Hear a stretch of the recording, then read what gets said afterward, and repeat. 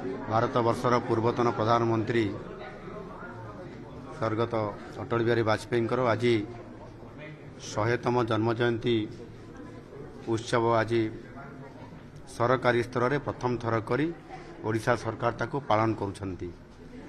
ये निश्चित भाव में मोर मध्य परम सौभाग्य आज जो अटल बिहारी वाजपेयी जी आज भारतर विकास को त्वरान्वित करई पारिछंती एवं सेथिपाई रास्ता रोड ठू आरंभ करी पीवा पानी ठू आरंभ करी विभिन्न समस्या को सम्मुखीन होई जेभली भाव में तार समाधान करिछंती एवं निरंतर भाव में देशर अनेक विकासमूलक काम करिछंती। सेथिपाई तांकरी आजिर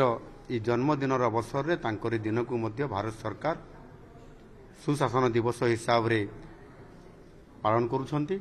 एवं प्रथम थर करी ओडिशा मध्य ओडिशा रे नुआ सरकार आसिला परे निष्पत्ति नेले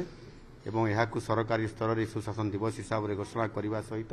आज सारा ओडिशा रे प्रत्येक जिल्ला रे एहाकु एक जयंती पालन हिसाब रे निया जाउछि एवं आमर मध्य गोटे संकल्प अछि जे निश्चित भाव रे ओडिशा रे नुआ सरकार विकासमूलक काम रे त्वरान्वित करिवे एवं लोकन को न्याय देवे ओडिशार विकास हेबो एवं निश्चित भाव रे ओडिशा मध्य सुशासन दिवसर अवसर रे संकल्प नउछि ओडिशार लोकन को सुशासन प्रदान करिवो। जदि आपनको आम भिडियोटी भल लागिला तेबे आम चैनल को लाइक शेयर और सब्सक्राइब करबा को जमा भी भूलंतु नहीं।